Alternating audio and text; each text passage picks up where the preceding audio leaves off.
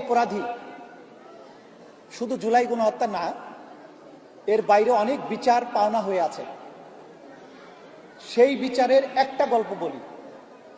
একজন আসামি আছে যার ব্যাপারে আমরা তদন্ত পেয়েছি যে নিজের হাতে মাথায় গুলি করে 1030 জন মানুষকে সে হত্যা করেছে,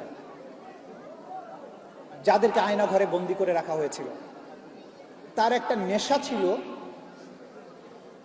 বন্দীদেরকে যখন চোখ হাত মাথ বেঁধে বুড়িগঙ্গা নদীতে নিয়ে যায় নৌকার মধ্যে, গুলি করতো, যখন গুলি করে লাশটা নদীতে ফেলতো, সেই সময় গুলিটা সে হাত দিয়ে মাথার কাছে নিয়ে করত।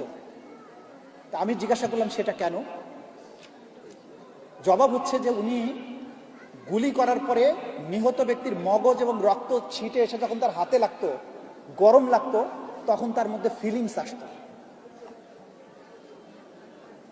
এই অপরাধীরা কয়েক হাজার মানুষ যারা গুম হয়ে গেছেন, যারা কোনোদিন আর ফিরে আসবেন না, যাদের পরিবার 15 বছর যাবৎ রাজপথে আন্দোলন করেছেন, র্যাব অফিসে ধর্ণা দিয়েছেন, পুলিশের কাছে ধর্ণা দিয়েছেন, নানান গোয়েন্দা সংস্থার কাছে ধর্ণা দিয়েছেন, প্রধানমন্ত্রীর কাছে ধর্ণা দিয়েছেন, যাদের সন্তানদের আজও ফিরে আসেনি, ইলিয়াস আলী আজও ফিরে আসেনি, মুকাদ্দাস ওয়ালিউল্লাহরা ফিরে আসেনি। এই যে কয়েক হাজার মানুষ, তাদের বিচারটাও কিন্তু আমাদের এই ট্রাইব্যুনালের উপরেই অর্পিত। এই বিচারের কোনো সাক্ষী নাই দৃশ্যত, কারণ এটা একটা বাহিনী করেছে, তাদের গোপন আয়নাঘরে বন্দি রেখেছে, গোপন জায়গায় মেরে লাশ ডিসপোজাল করেছে, কোনো চাক্ষুষ সাক্ষী নাই। এরকম অপরাধের বিচারও কিন্তু আমরা করছি।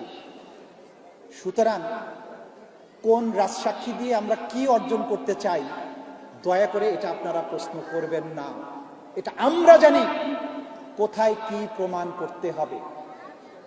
আমি শুধু বলবো, আমাদের প্রতি আস্থা রাখবেন।